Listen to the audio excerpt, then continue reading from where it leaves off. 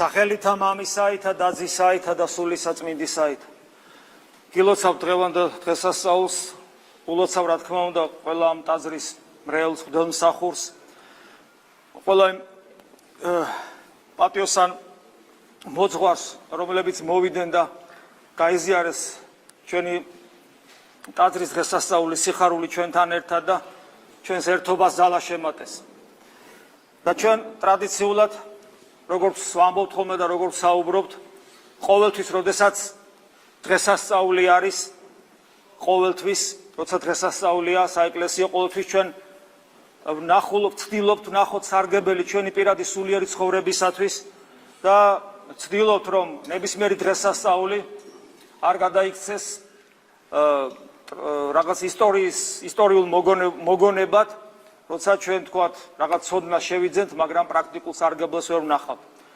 ჯვრის ამაღლების დღესასწაულია და ეს დღესასწაული, რა თქმა უნდა, გარკვეულ ტკივილსაც უკავშირდება, იმიტომ რომ ეს არის ხსენება უფლის ჯვრისა, ანუ განკაცებული ღმერთის ტკივილებისა. აქედან გამომდინარე, დღევანდელი დღე მარხვაა. დღესასწაულია, მაგრამ მარხვაა. მაგრამ მეორე მხრივ, სწორედ ამ ტკივილებით გამოგვიხსნა უფალმა და ამიტომ დღესასწაულიც არის. და რადგან დღევანდელი დღესასწაული ეხება ჯვარს და ჯვარზე ჩვენ ძალიან ბევრი გვისაუბრია.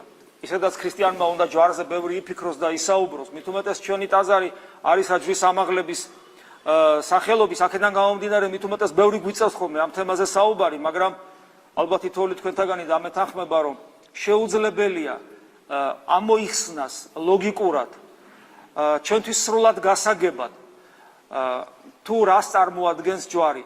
ამიტომ ჩვენ ესე ვამბობთ ხოლმე, რომ ჯვარი არის საიდუმლოება, არა საიდუმლოება, არა უბრალოდ ლოგიკურად ამოუხსნელი და ჩვენი ცნობიერებისათვის ბოლომდე გასაგები. არამედ საიდუმლოება იმ გაგებით, რომ ეს არის, იგი არის, ჯვარი არის ჩვენი ღმერთთან ერთობის, ჩვენი ღმერთთან დამაკავშირებელი უძლიერესი საშუალება. ჩვენთან ღვთის მადლის მყოფობა, ჩვენთან ღმერთის მყოფობა. გამოვლენილი საღვთო სიყვარულსა, საღვთო სიმდაბლესა და საღვთო თავგანწირვაში. და რადგან საიდუმლოება, ამიტომ მისი ახსნა ბოლომდე შეუძლებელია, ისე როგორც შეუძლებელია ბოლომდე აიხსნას ლოგიკურად ნათლობის საიდუმლოება, მირონცხებისა, ევქარისტიის საიდუმლოება, ზიარებისა, შეუძლებელი ეკლესია როგორც საიდუმლოება, მღვდლობა როგორც საიდუმლოება.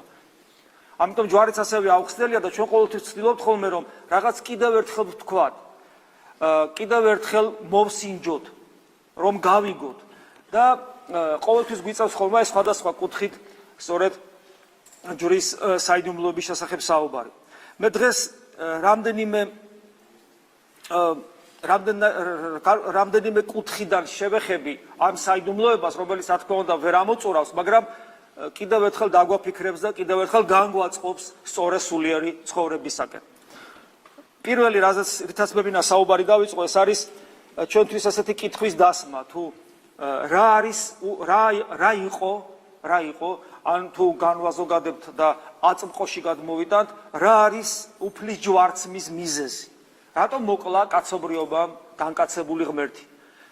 და კიდევ ვიმეორებ, ისტორიულ ეპოქაში ჩავტოვებთ ამ საშინელ ფურცელს კაცობრიობის ისტორიის, არამედ თითოეული ჩვენთაგანი რომ ყოფილიყო იმ დროს, ჩვენ ვიცით, რომ მსგავსი დამოკიდებულება გვექნებოდა სამწუხაროდ. რა არის მიზეზი უფლის ვერცნობისა, უფლის არცნობისა, უფლის მიუღებლობისა, მოძულებისა და მისი მოკვდინებისა? რა თქმა უნდა, ერთ-ერთი პირველი, მრავალი მიზეზი აქვს ამ ყველაფერს, და ეს ყველაფერი ქრისტეს ჯვარს უკავშირდება. ერთ-ერთი მიზეზი ეს არის ადამიანების გულში, ჩვენში, ადამიანების, ხანდახან არის ხოლმე რომ ადამიანების და ჩვენ არ გვეხება, ჩვენ გვეხება. თითოეული ჩვენთაგანის გულში გაბატონებული რა? ამას სოფლის სული, რომლის სიყვარული მტრობაა ღვთისა. იმიტომ რომ ამას სოფელში გაბატონდა დაცემული ქერუბიმი, ჩვენ როგორც გვასწავლეს წმინდა წერილი. და აი დღევანდელ სახარებაში აღმოკითხული ეს სიტყვები ძალიან კარგად წარმოაჩენს აი ამ საშინელ რეალობას. გახსოვთ, ხო? აი მე პატარა ამონარიც ამოვიკითხავ, ხოლო იგინი, ჯვარცმელები ღაღადებდეს და იტყოდეს, აღიღე და ჯვარსაცუ ეგე. და შემდეგ პილატეს სიტყვა მათ მიმართ. ჰქვამათ პილატე, მეუფე მე თქვენი ჯვარს ვაცვა?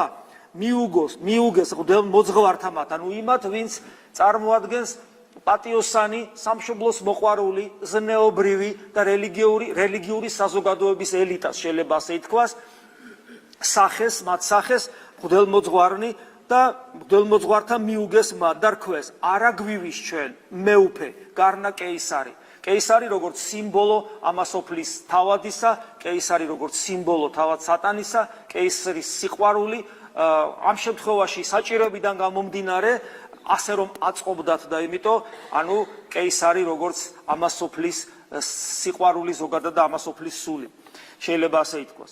ეგ ძალიან კარგად ჩანს რომ მღვდელმოძღვართა პირით წესით, რომლებსაც კეისარი უნდა ძულებოდათ როგორც გაკერპებული ადამიანი, როგორ გამოთქვეს, როგორ აღმოთქვა მათმა გულმა ჭეშმარიტად ნამეტნავისაგან გულისაიტყვის პირი, როგორც წმინდა წერილი გვასწავლის, როგორ აღმოთქვა მათი შინაგანი მდგომარეობა. ოღონ ქრისტე არა, ოღონ განკაცებული ღმერთი არა და ჩვენი მეუფე იყოს კეისარი. ჩვენ სულში გაბატონებული იყოს თავად დაცემული ანგელოზი ამასოფლის თავადი ეშმაკი.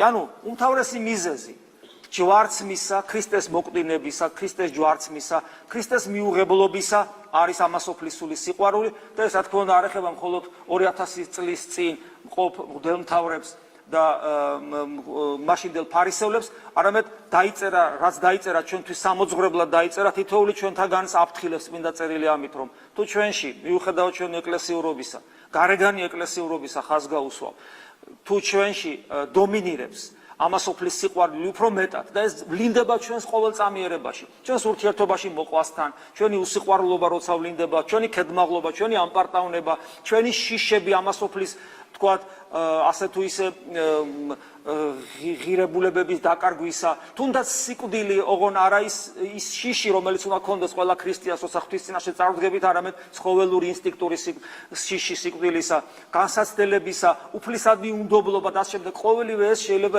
ერთი სიტყვით გამოიხატოს. ეს არის ამასოფლისადმი განსაკუთრებული მინდობა, ამასოფლისადმი განსაკუთრებული ლტოლვა, ჩვენი ცხოვრების საზრისის დამკვიდრება ამასოფლში და სიყვარული ამასოფლის. რამდენადაც ეს ჩვენში იქნება და კიდევ ვიმეორებ, ეს ყველაზე მეტად ვლინდება ჩვენი ღმერთთან და ერთმანეთთან ურთიერთობაში, იმდენად ჩვენ გულში გოლგოთა არის აღმართული, სადაც ქრისტე ჯვარს ესმება. მეორე, რასაც დღეს ხაზს გაუსვავთ, რასაც გვასწავლის ჯვრის საიდუმლოება, ქრისტეს ჯვარი, ეს არის ის რომ რადგან ღმერთი ჯვარს ეცვა და ჩვენი ხელით მოკვდინებული იქნა და თითქოს და დაუცველი აღმოჩნდა,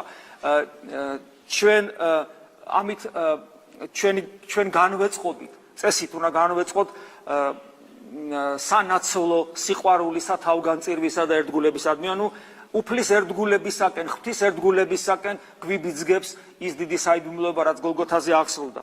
და ჩვენ ხშირად გვგონია, რომ რაში ჩვენ ვართ ქრისტეს ერთგულები და მადლობა ღმერთს თუ ვართ, მაგრამ მას თავისი ნაყოფები გამოაქვს უფლისადმი ერთგულებას და ერთ-ერთი ნაყოფი ქრისტესადმი ერთგულებისა, რაშიც ვლინდება ეს ერთგულება, ეს არის ღვთისმშობლისადმი შვილობა.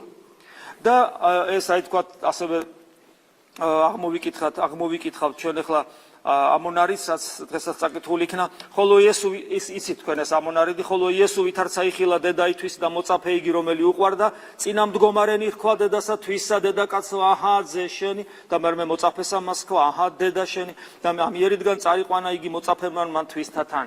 ღვთისმშობლისადმი დედაშვილობა, რაც ჩვენ წარმოგვაჩენს როგორც ქრისტეს ძმად და უფალი გვიწოდებს კიდევ თქვენ ძმანი ჩემნი ხართ, რაც წარმოაჩენს იმ რეალობას, რომელსაც პავლე მოციქული გამოხატავს, გამოთქვავს, როცა ის ჩვენზე საუბრობს, როგორც ღვთის ოჯახის წევრი, სახლეულ ღვთისა, ძველ ქართულად როგორც წერია და ღვთისმშობლისადმი კიდევ ვიმეორებ განსაკუთრებული დამოკიდებულება, ოღონ არა უბრალოდ ემოციური, რომელიც ჩვენ შეიძლება ხშირად გქონდეს ხოლმე განსაკუთრებულად მანდილოსნებს გულისხმობ, არამედ ნამდვილი ჭეშმარიტი საქმეში გამოხატული, რომლის ერთ-ერთი კლასიკური მაგალითი თქვათ არის იგივე სერაფიმ მესაროველი მე-20 საუკუნეში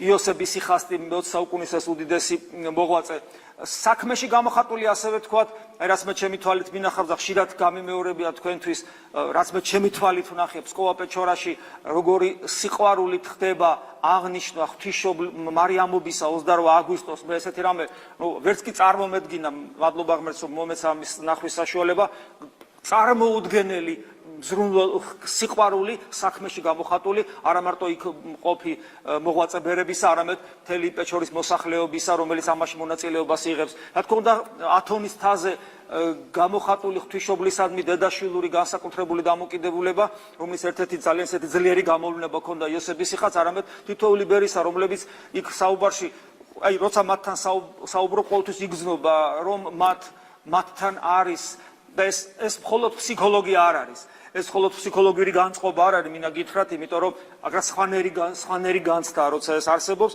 ანუ საქმეში გამოვლენილი ღვთისმშობლისადმი სიყვარული, რომელიც რა თქმა უნდა ადამიანის ცხოვრებას ცვლის და ჩვენს ცხოვრებას ქრისტეს ამსგავსებს. კიდევ ერთი რასაც მინდა ხაზი გავუსვა, ეს არის რომელიც თქვათ, რომელსაც გვასწავლის ქრისტეს ჯვარი, ეს არის არასწორი რელიგიური, რაშიც გვამხილებს ქრისტეს ჯვარი, არასწორი რელიგიური ცხოვრება. და რა თქმა უნდა, ამის შესაბამისი აღორძინებული ფარისევლური სული. იმიტომ რომ ეს ფარისევლური სული ისე აკნინებს რელიგიურ ადამიანს და მორწმუნეს, რომ მას, ანუ მორწმუნეს, წარმართზე უარესად ხდის.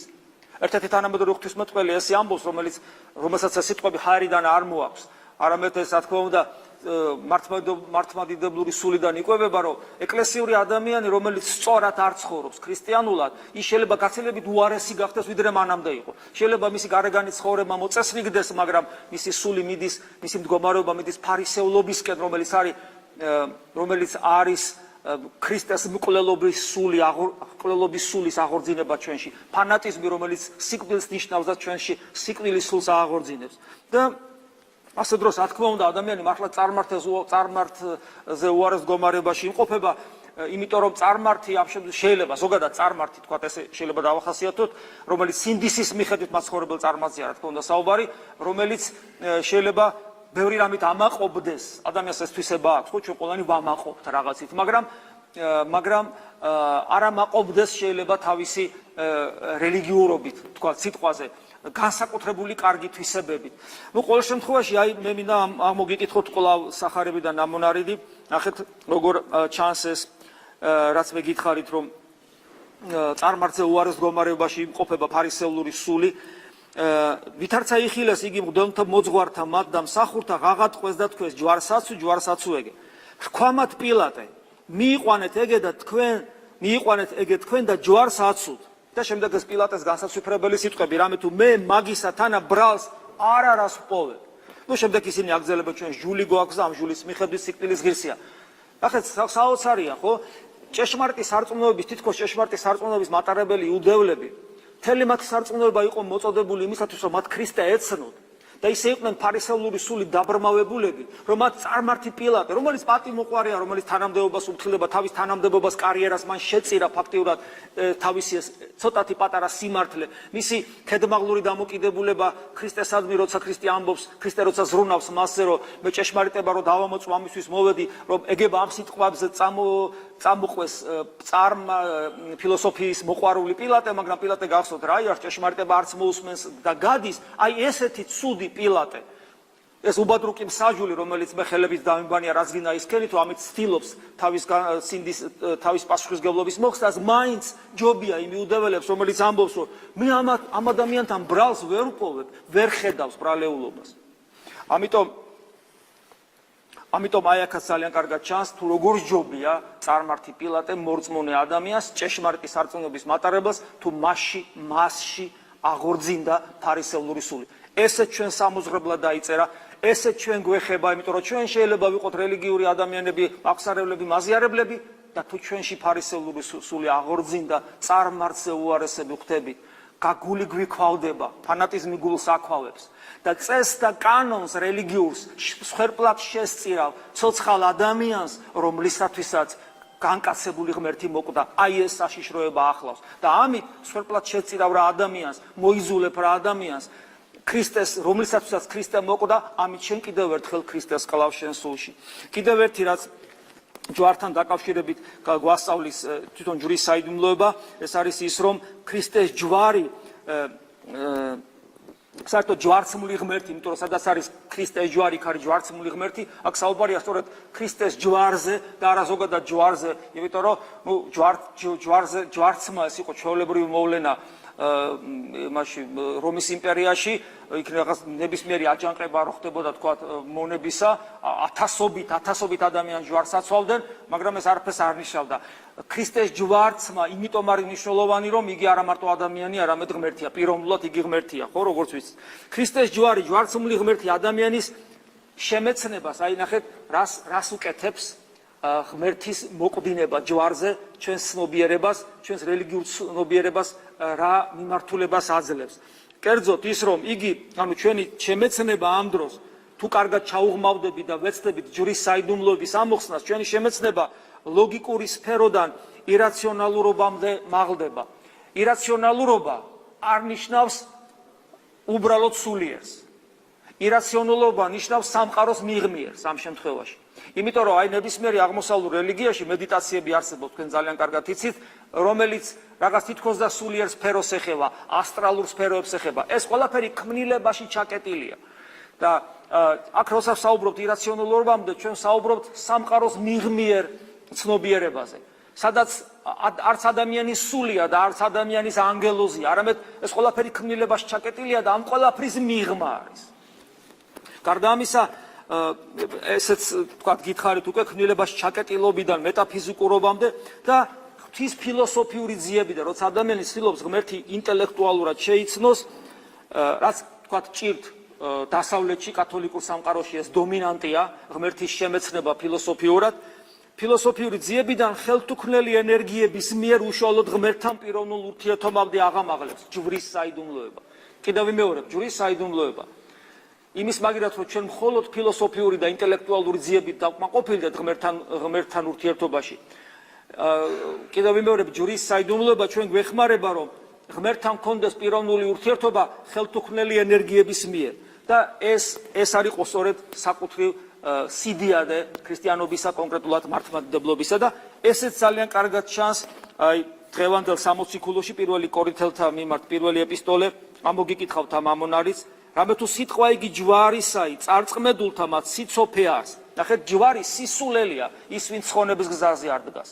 სისულელია. ანუ ლოგიკურად გაუგებო ჩვენ დაგცინოდეთ. ჯერ დაგცინოდა მეორე საუკუნის ცელსიდან მოყოლებული და იმის ადრეში და დღესაც რა თქმა უნდა თვით ძალიან ხშირად დაგცინიან პროტესტანტებიც, რომლებიც ჯვარს უარყოფენ.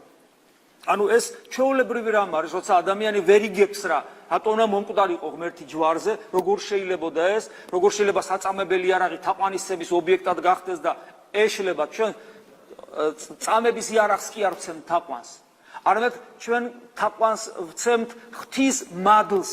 გახსოვთ პავლე მოციქულის სიტყვები, რომ როგორ განმარტავს ჯვარს, ძალა ღვთისაა. რა არის ძალა? ენერგია ღვთისა. რა არის ენერგია? მადლი. რა არის მადლი? ღვთის ხელთუქმნელი ენერგია, რომელიც არის ღმერთის ბუნება გამოხატული ენერგიებში. ღმერთი არის არსი, მისი და ენერგიები.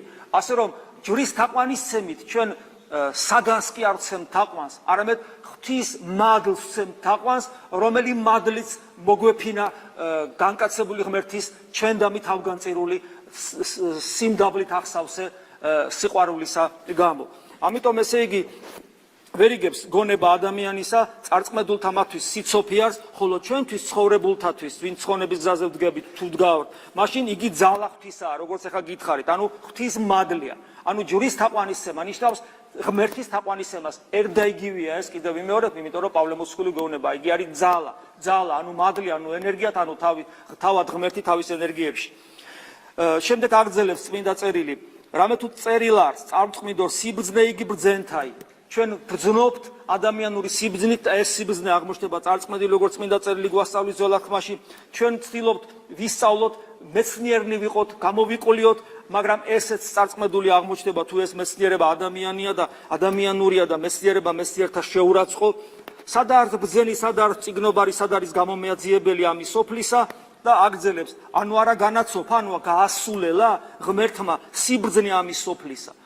რამე თუ და შემდეგ საოცრება, ვინაიდან სიბრძნით ამით ღვთისათა, ადამიანური სიბრძნე უონაროა ღმერთი შეიმეცნოს, არის ღვთაებრივი სიბრძნე, რომელიც გვეძლებოდა წინასწარმეტყველთა პირით, გვეძლება სამყაროში ღვთის კვალით, მაგრამ ჩვენ ამით ვერ დავინახეთ, ვერ იცნა სოფელმა სიბრძნითა თვისითა ღმერთი, რომელმაც თავისი სიბრძნით იმეტყველა წინასწარმეტყველთა და ბუნების მიერ და ამის გამო ჯერიჩინა ღმერთმა, საჭიროდ ჩათვალა, ანუ ღმერთმა ქადაგებითა მით სისულელისაითა ცხოვრება იმორწმუნეთა მათ.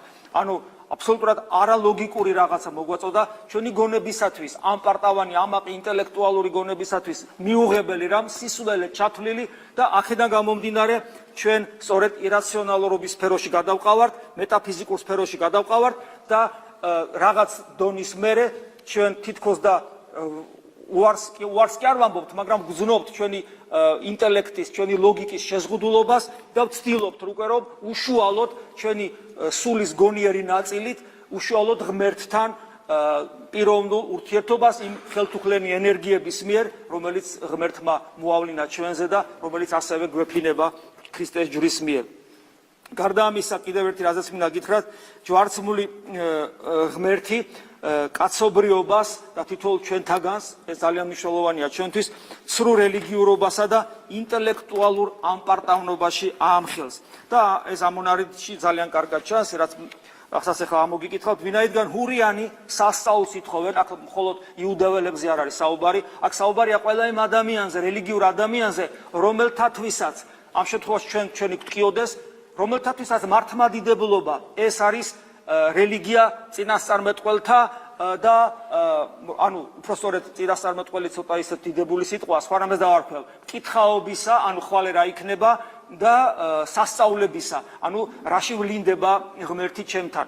სხვათა შორის ეს რა თქმა უნდა სასწაულიც არსებობს და ხვალინდელი დღის შეგრძნებაც არსებობს, მაგრამ ეს თავისთავად ქრისტიანობასთან კავშირში შეიძლება ამას საერთოდ არ ქონდეს, იმიტომ რომ არამატერიალური რაღაც ფენომენი და ხვალინდელი დღის გაგება თქვა სხვა ძალებითაც არის შესაძლებელი, მათ შორის ადამიანური ინტუიციით და ფსიქოსომატური შესაძლებლობებით.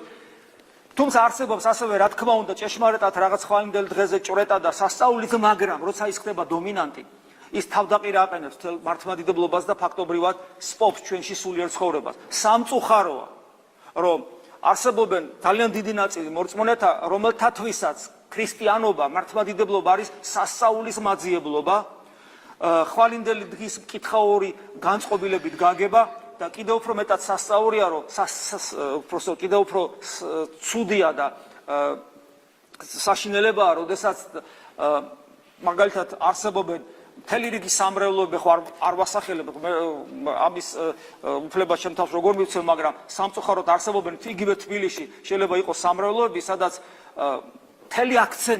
მთელი აქცენტი გადატანილი იყო სასწაულების მოხდენაზე, კითხაობაზე, ბედის გახსნაზე, ესე იგი სურათებზე და ტანსაცმელზე რაღაც რიტუალების აღსრულებამდე და ასე შემდეგ და ასე შემდეგ. ეს არის კატასტროფა სული. კიდევ ვიმეორებ, სასწაულის უარყოფას კი არ ვახდენ ამ სიტყვებით, არამედ მე სხვა რამეს ვამბობ, როცა აქცენტირება ხდება აი ამაზე, იქ კვდება მართლმადიდებლური სული, ანუ სული ცოცხალი ღმერთის ძიებისა, პიროვნული ურთიერთობისა ღმერთთან, აი ეს სული კვდება და ფაქტობრივად აღარაფერი აღარ რჩება ქრისტიანობიდან. ეს არის ძალიან მნიშვნელოვანი და ესეთი რელიგიურობა არის სწორედ ეს ურიათა რელიგიურობა, რომლებიც სასწაულს ეძებენ. სასწაულის მაძიებელი ადამიანი, რომელიც თავის ცხოვრებაში, ყოველდღიურობაში ღვთის განსაკუთრებულ ჩარევას ითხოვს მის გარეგან ცხოვრებაში, ესეთ ადამიანს როგორც წესი უჭირს ღმერთთან პიროვნული ურთიერთობა. ეს არის იგივე იუდას დამოკიდებულება ქრისტესადმი, როცა ღმერთი, განკაცებული ღმერთი და ზოგადად ღმერთი ჩვენთვის ხდება საშუალება ჩვენი პირადი მიზნების მისაღწევად. ადრეც გითხარით, არასოდეს ღმერთი არ შეიძლება იყოს საშუალება. ღმერთი ყოველთვის არის მიზანი. და სასწაული სწორედ აი საშუალებად წარმოაჩენს ღმერთს. და მეორე, წარმართნის სიბრძნეს ეძებენ. ეს ნიშნავს იმას, რაც წეგან გითხარით, რომ ადამიანს უნდა რომ თავის გონებით ჩაწვდეს ყველაფერს, რასაც ვერ ჩაწვდება თავისი ლოგიკით, რომელიც შეიძლება მაინდა-მაინც ძლიერი არ იყოს, მაგრამ მას საკუთარი ყოველთვის ყველაზე ძლიერი გონია, ესეც რა თქმა უნდა შეუძლებას ხდის ქრისტეს შემეცნებას. და პავლე მოციქული ასე დროს გვეუბნება, ხოლო ჩვენ ვქადაგებთ ქრისტესა ჯვარცმულსა, ჰურიათამე საცდურს, ანუ როცა სასწაულს ეძებს და არა ქრისტეს, როცა ესეთ ადამიანს ეუბნები, რომ სასწაული გვერდზე გადადე, შენ ქრისტე ეძებე.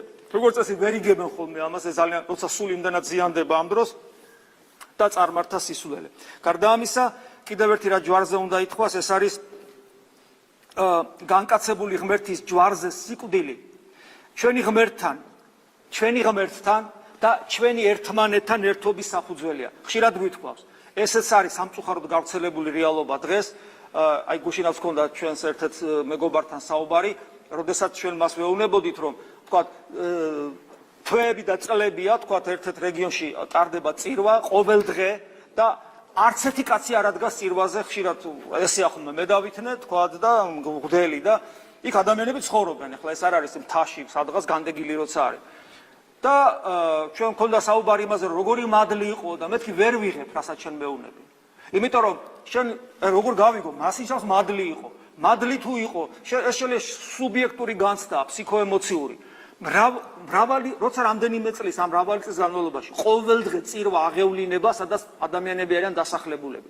და როცა იქ არც ერთი მრევლის წევრი არ შედის ამდენი წლის განმავლობაში, რა მადლზე არის საუბარი? იმიტომ რომ ევქარისტიული მსახურება, რაც ჩვენ აღვასრულებთ, არის ქრისტეს სხეულის აღშენებლობა. იქ არ შეიძლება რომ ადამიანები არ მოდიოდნენ თუ მადლი მართლა, თუ მადლი ყოველთვის არის წირვაზე, მაგრამ იმ ღვთის მადლს, რომელიც წირვაზე არის, აკლია რაღაც აკლია ჩვენი ძალიან მნიშვნელოვანი ის მისიონერული სული. იმიტომ რომ სადაც სისავსეა ეკლესიური მოღვაწეობისა, იქ აუცილებლად ქრისტეს სხეულის აღშენებლობა მიმდინარეობს. სადაც ქრისტეს სხეულის აღშენებლობა არ მიმდინარეობს, იქ ეკლესია კვდება, შეიძლება ასე ითქვას. და ქრისტეს სხეული ჩვენ ვართ ყველანი ხარისხისგან დამოუკიდებლად. ამიტომ ის რაც ჩვენ დღეს აღვასრულებთ, კიდევ ერთხელ იყო მცდელობა ქრისტეს სხეულის აღშენებლობისა და ეს ბევრგან ჩანს, ძალიან ბევრგან ჩანს წმინდა წერილში და ჩანს იმ ამონარითა, რომელსაც მე ამოვიკითხავ, იონეს მე-12 თავი, ესეც გარკვეულ ცილად ჯვარს უკავშირდება.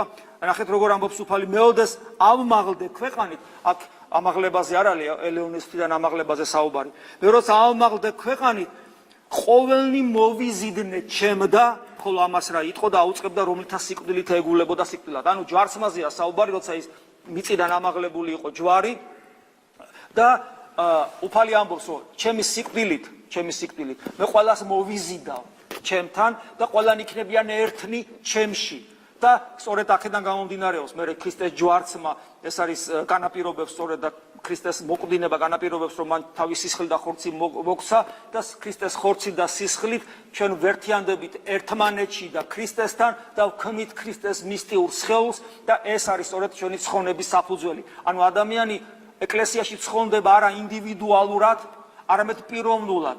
ინდივიდუალიზმთან არის ეგოიზმი, პიროვნულობასთან არის თავგანწირვა და ჩვენ ვქმნით ქრისტეს სხეულს და ამისათვის ეს არის და ეს განწყობა და ეს ერთობის სული არის ყველაზე მნიშვნელოვანი ღირსეული ზიარების შემთხვევაში. თუ ადამიანს ეს განწყობა არ აქვს, რომ ჩვენ ვაშადებთ ქრისტეს სხეულს და არა ინდივიდუალისტურად, კიდევ ერთხელ ვიმეორებ, რომ მე ახლა უნდა ვცხონდე და სხვა არ მედარდება, არამედ პიროვნულად, ანუ თავგანწირვის სულისკვეთებით მოვდივარ და ვაშენებთ ეკლესიას, ეს არის აუცილებელი პირობა სწორე და ღირსეული ზიარებისათვის. კიდევ ერთი განკაცებული ქრისტეს ჯვარი, როგორც შეიძლება ასე ითქვას, ესე შეიძლება შევხედოთ, როგორც ცოცხალი ღმერთისადმი თავგანწირვა, უпроსორად, თავად ცოცხალი ღმერთის თავგანწირვა ეს არის ხო ქრისტეს ჯვარცმა, ღმერთმა გაწირა თავი ჩვენთვის ადამიანური ბუნებით, მაგრამ ესე მოხდა, ახლა ამას აღარ გავხსნი, ეს თუ როგორ მოხდა, აღარ ჩაუღმავდები და ეს ჩვენ გვიბიძგებს ჩვენი ბუნების სრული მეტამორფოზისკენ, ქრისტესადმი მსგავსებისკენ და განხთობისკენ. და აი ეს ამონარიში, რომელსაც ახლა მე წაკითხავ, გალატელთა მიმართ ეპისტოლეს 6 თავში კარგად ჩანს, რომელთა ხნებავს პირშვენიერება ხორცითა, იგინი გაიძულებენ თქვენ წინადაცვეთად გარნა, ხოლო რათა ჯვარსა ქრისტესა არა შეუდგენ. ნახეთ, როგორ უპირისპირებს პავლე მოციქული გარეგან ჯულს და ქრისტეს ჯვარს. ანუ ღმერთის მოკვდინებას. ღმერთის მოკვდინებას კიდევ ვიმეორებ, აი ღმერთი როგორ შეიძლება მოკვდეს, როგორ შეიძლება ღმერთი გაჩნდეს ადამიანისაგან, ამ შემთხვევაში ქალწულ მარიამისაგან. ეს საიდუმლოება გამომდინარეობს იქიდან, რომ იესო ქრისტე პიროვნულად ღმერთია.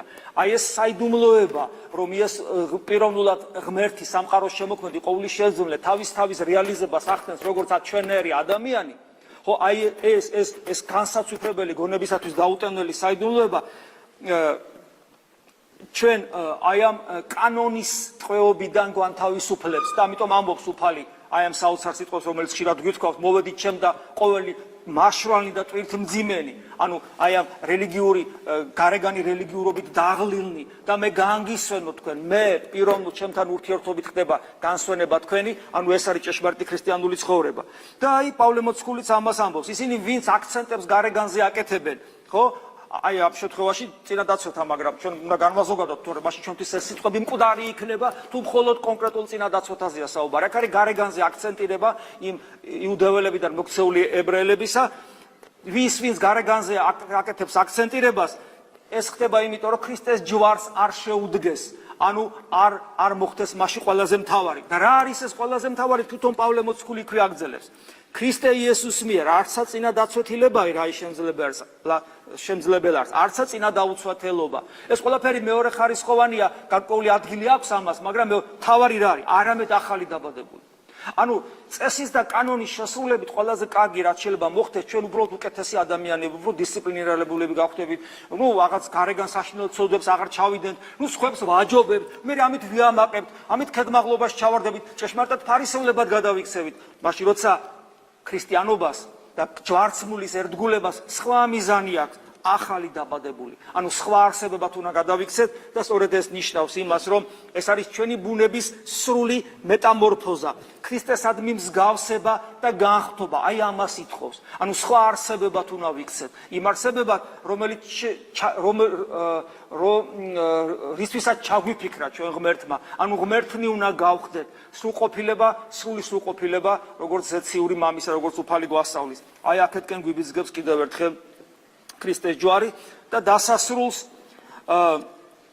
კიდევ ერთი რითაც ესე იგი შეიძლება ჩვენ რისკენაც გვიბიძგოს ჯვარმა, ქრისტეს ჯვარცმამ, ჯვარმა როგორც ღმერთის მადლმა ჩვენთან მოსულმა, რომელიც ძალიან მნიშვნელოვანია ჩვენი პირადი, ჩვენი სულიერი ცხოვრებისათვის და განხთობისათვის. გახსოვთ ეს სიტყვები იოანეს მე-12 თავია, უკეთ თუ ვინმე მემსახურებდეს, მე შემომიდექი. ეს ჩვენთვის რა, ჩვენ ნათლობისას ეს აღთქმა დავდეთ, რომ ჩვენ შეუდექით ქრისტეს. და სადაც და აი ეს როგორ განსრულდება, თუ ქრისტეს შეუდგები. სადაცა მე ვიყო, მუნცამ ჩემი მსახური იყოს. ესე იგი, სად არის ქრისტე? ადამიანური ბუნებით, მარჯვენით ღვთისა და მამისა, ყოვლადწმინდა სამების წიაღში, როდესაც ჩვენ თითოეული ჩვენთაგანი მამა ღმერთთან, ძე ღმერთთან და სულიწმინდა ღმერთთან, იმის გამო რომ ძე ღმერთის ადამიანური ბუნების ნაწილნი ვხვდებით, ვართ რა ეკლესიის ნაწილი, ესე იგი მამა ღმერთთან, ძე ღმერთთან და სულიწმინდა ღმერთთან გვაქვს საერთო საღვთო ენერგია, საღვთო მადლი, რომლის საშუალებითაც ვხვდებით ყაზარნი ღვთისა და თავად ღმერთნი. ეს არის საკუთრივ, რასაც ისკენას მოგვიწოდებს მართლმადიდებლობა, ამით მართლმადიდებლობა ხშირად გვითხოვს, არის აბსოლუტურად უნიკალური, მსგავსი მოძღვრება არ არსებობს სამყაროში, თვით კათოლიციზმი ამისგან სხვა რამეს ასწავლის და არა ამას, რაც ყველაზე მთავარია ქრისტიანობაში და აი შეიძლება აქედან გამომდინარე ჩვენ შეიძლება ვთქვათ, რომ სულიერ ცხოვრებაში ანუ ჩვენი მიზანი სადა ყოვლადწმინდა სამება, ჩვენთვის სამოთხე, ჩვენი სამშობლო, ჩვენი ცხონება არის მამა, ძე და სულიწმინდა, მათთან ერთობა და მათთან ერთობა საღვთო მადლითა და ენერგიით. მე უბრალოდ კიდევ ერთხელ მინდა ხაზი გაუსვა ამას, ხშირად გამიმეორებია, კიდევ ერთხელ ვიტყვი, რომ სამყაროში ღვთისმეტყველები ამბობენ, სამი რამეა განსაცვიფრებელი ჩვენი ლოგიკისათვის მიუღწეველი, როდესაც მრავალი პიროვნება საერთო აქვს ბუნება, ეს არის ყოვლადწმინდა სამება, მამა, ძე და სულიწმინდა, რომელიც საერთო ბუნებით რეალიზდება, ხო, ესია, ასევე ლოგიკასათვის გაუგებარი და მიუღწეველია, როგორ შეიძლება რომ ერთი პიროვნება ორ ბუნებაში რეალიზდებოდეს, ესე იგი ძე ღმერთი ღვთაებრივი ბუნები და ადამიანური ბუნებით და მესამე, როცა მრავალი პიროვნება თავის რეალიზებას ახდენს ერთი ენერგიით, ერთი მადლით, ეს არის სწორედ მამა, იძე, სულიწმინდა, უკვე ღვთისმშობელი, როგორც ამაღლებული ხორცით და სულით და თითოეული ცხონებული ადამიანი, რომელიც ღირსი გახდება უფალთან ერთად ყოფობისა, როგორც თქვა დღეს უფალმა. და ეს უმაღლესი მიზანი, ამ უმაღლეს მიზანს ჩვენსას, რის გამო ჩვენ აქ ვდგავართ, საფრთხე შეიძლება გქონდეს. სულიერ ცხოვრებაში სერიოზულ საფრთხეს წარმოადგენს რა? როცა ადამიანი მიეჩვევა თავის რელიგიურობას და იწყებს ერთ ადგილზე გაჩერებას, მიღწეულით კმაყოფილებას და აქედან გამომდინარე სიმშვიდეში იმყოფება, ოღონდ სიმშვიდე არა ქრისტეს მიერია. ყველაფერს ასრულებს, ყველაფერი კარგად არის, ფარისევლები აბა ჩვენ რა ცოდვები გვაქვს, ჩვენ აბრაამის შვილები ვართ, ჩვენ ღვთისმშობლის წილხვედრი ქვეყნის შვილები ვართ, აბა ჩვენ რა პრობლემა გვაქვს, ჩვენ რელიგიურები ვართ. ანუ სიმშვიდეა, ეს სიმშვიდე არა ქრისტეს მიერი სიმშვიდეა, კიდევ ვიმეორებ, იმიტომ რომ ადამიანი გაჩერდა ერთ ადგილას, მიღწეულით არის კმაყოფილი, ყველაფერს აკეთებს, აღარ გინა, დილას აგამოს ლოცულობს, ეზიარება, არაფერს საშინელებას აღარ აკეთებს, რაღა უნდა ქნას. ასე დროს ადამიანი არ იბრძვის, ან აღარ იბრძვის, და საბრძოლელი პრინციპში მას გონი არაფერი აქვს, რადგან არ გძნობს ამის საჭიროებას. ესეთი ადამიანია მსგავსება დაგუბებულ მდინარეს, რომელიც ჭაობად იქცევა და უკვე აღარ არის ის დარაწმინდების ბუდეთ იქცევა. ესეთი ადამიანი გავს იმ ლოქოს, რომელიც საზდოობს ულვაშების სმაცუნი და არსად არ მიდის და წესით კი უნდა გავდეს კალმახს, რომელიც სიცოცხლის გაგრძელებისათვის აღმა მდინარეს აღმა მივიყვება და ჩანჩქერშიც კი ადის და ესე რეალიზდება კალმახში სიცოცხლე, ამიტომ არ არის ის ლოქო და არის კალმახი.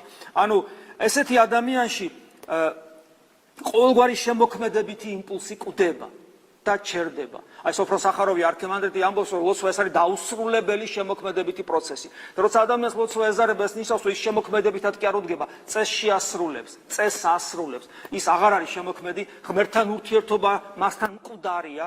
ესე იგი, ყოველგვარი შემოქმედება ჩერდება, მოწამეობრივი სული კვდება.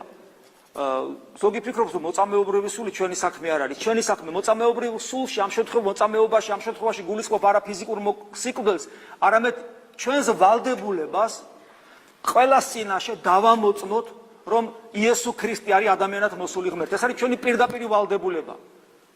ისე ბრწყინავდეს ნათელი თქვენი წინაშე კაცთა და იცით ეს ადგილი, რომ სხვებმა დაინახონ და ამით ღვთისძიება დაიწყონ. ჩვენი ვალდებულებაა მოწამეობრიობა. ანუ დავამოწმოთ ამ სამყაროში, რომელმაც ქრისტე მოსაკლავად გაიმეტა, რომ იესო ქრისტე არის ჭეშმარიტად ღმერთი ადამიანად მოსული, განკაცებული, ჩვენთვის მომკვდარი, ამაღლებული, განღთობილი და ასე შემდეგ.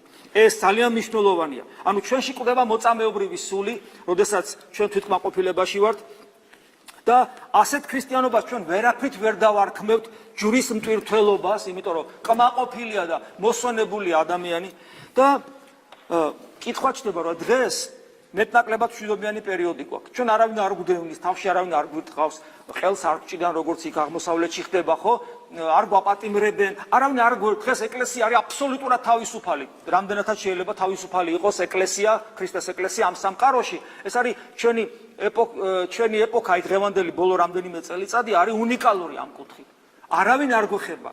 ესე იგი, ეს არის სამოთხე ჩვენთვის, რომელსაც ჩვენ სამწუხაროდ ვერ ვიყენებთ, ვერც ერი და ვერც ბერი და ვერც იერარქია და ვერც ერისკაცები, სამწუხაროდ ამას და აი ამ მშვიდობიან პერიოდში ერთ-ერთი მძლავრი იარაღი, რომ ჩვენ საბრძოლო განწყობა გქონდეს და ქრისტეს მხედრობა ტყილად არ გვერქვას, ერთ-ერთი მძლავრი იარაღი, რითაც ჩვენ ექსტრემალურ სიტუაციაში ექსტრემალურ სიტუაციაში ვამყოფებთ ჩვენს თავს, მაშინ როცა ყველა გვეფერება და თავზე ხელს გვისმევს, ეს არის რომლის დროსაც ამ ექსტრემალური სიტუაციის დროს ჩვენ ვსწავლობთ ქრისტეს სიყვარულს, ვიღაცა იტყვის ხომ მარხულობთო და არ თქვათ, ეგ რა მარხვა არ გადამიტყვა. რა მარხვაა კაცო? მარხვაში ესეთი კაი ჭამას მახო. რა მარხვა? ეგ დაივიც ჩვენ არც ერთი არ ვმარხულობთ. ეს უბრალოდ დიეტაზე ვჯდებით, რომელიც ალბათ სასარგებლოც არის. რომლის დროსაც ამ ექსტრემალური სიტუაციის დროს ჩვენ ქრისტეს სიყვარულს ვისწავლით და გარდა ამისა საკუთარ ბრძოლაში შეიმეცნებ ვინ ხარ შენ. საკუთარი თავის ადეკვატური შეცნობა ხდება მხოლოდ ბრძოლაში. ანუ როცა ჩვენ ადეკვატურ შეფასებას ვახდენთ და ჩვენში ჯვრის მტვირთველობას რეალურად გავაცოცხლებთ. უარყავ თავითვისი, აღიღენ ჯვარითვისი და შემომიდექინ მე და ვინც არ უარყოფს თავისთვას, იგი არ არის ჩემი ღირსი. გესმით, ეს სიტყვები ჩვენთვის რაღაც პოეტური მეტაფორა ხომ არ არის, ხო ჩვენში რეალურად უნდა გაცოცხლდეს. აი ერთადერთი, რასაც აი ეს ყველაფერი ჩვენში გაცოცხლდება და ქრისტეს მოწამეთა დას, ეხლა უკვე პირდაპირ გაგებით. ქრისტეს მოწამეთა დას შეუერთდებით, ეს არის წმინდა მამათა მიერ გარდმოცემული ისიხასტური გონიერი ლოცვის პრაქტიკა, თავისი ყველა ნიუანსი, ღამის გატეხვით, სიბნელეში ჯდომით, გონების დაცვით სხვადასხვა აზრებისაგან, თელია ჩვენი არსებით ერთ წერტილში გულიზე და ნაწილში მყოფობით, გულის და აი დაცემულ ბუნებასთან სასტიკი ბრძოლით, როცა აღმოვაჩენთ, რომ ჩვენ დაცემულ ბუნება სულაც არ სულს, იყოს სულ ქრისტესთან და მას სულს გარესამყაროში ილივლიოს, აი ამ საშუალებებით. ჩვენ ეს პრინციპი შეიძლება ითქვას ერთადერთი, ან შეიძლება ერთ-ერთიც არის ის ძლავრი იარაღი, რითაც ჩვენში ჭეშმარიტი ქრისტიანობა ცოცხლდება, ჩვენ ჭეშმარიტად ჯვრის ტვირთელები გავხდებით, ჩვენ ჭეშმარიტად დაიწყება ჩვენში გულის გაწმენდა, იმიტომ რომ სადაც გონება, გრძნობა, ნებისყოფის ძალით ერთ წერტილში გაერთიანდება და დუღაბად, როგორც ხშირად გვითქვავს, იესო ქრისტეს სახელი, ყოველი შემძლე სახელი, რომლის წინაშე მოდრკება ყოველი მუხლი, ზეცაში, ქვეყანაზე და ქვეყნებში, ეს ყველაფერი ეს მადლისმიერი, ეს საოცარი სახელი დუღაბად იქცევა, დაიწყება ჩვენი გულის განწმენდა, განიდევნება შესაბამისად ამას სოფლის სული და იქ ვეღარ გამეფთება კეისარი, ანუ თავადი ამ სოფლისა და ჩვენი განწმენდილი გული იხილავს ღმერთს, როგორც უფალმა გვითხრა და დაგვპირდა, ეტარიყვნენ წმინდანი გული თავრამე თუ მათ ღმერთი იხილონ და მაშინ მთელი ჩვენი ეს ცდელობა, რომ ქრისტიანები ვიყოთ, ქრისტეს დავემოწაფოთ, ქრისტეს დავემსგავსოთ და ჯვრის ტვირთელებად ვიქცეთ, თავის კეთილ ნაყოფს გამოიღებს. ოღონ კიდევ ერთხელ ვიტყვით, რომ ეს არ მოხდება ინდივიდუალისტურად, ეგოისტურად, არამედ ეს მოხდება ერთობით ქრისტეს სხეულის აღშენებლობით, რომლის გარეგანი გამოვლინება დღეს იყო ის, რომ მრავალი ჩემთვის საყვარელი პატიოსანი მოძღვარი მოვიდა დღეს და აი ჩვენთან ერთად გაიზიარა ჩვენი ტაძრის დღესასწაული. მრავალი ადამიანი არის კაცი, რომელიც ჩვენი ტაძრის მრევლი არ არის და დღეს მოვიდა, მე ყველას უღრმესად ქეთს გიხრი და მადლობას გეუბნებით და კიდევ ერთხელ გავმტკიცდით ჩვენ აქაური მოძღვრებით და თითოეული ამ ტაძრის მრევლიც ამ ერთობის სულით და დაეღმერთმა ეს ერთობის სული არ მოგვიშალოს და ესე დაერთად მოგვეცემოდეს ზალა ვისწრაფოთ ქრისტესაკენ. ამინ. მადლი უფლისა ჩვენისა იესო ქრისტესი და სიყვარული ღვთისა და მამისა და ზიარება სული საწმინდისა იყოს თქვენ ყოველთა თანა. ამინ.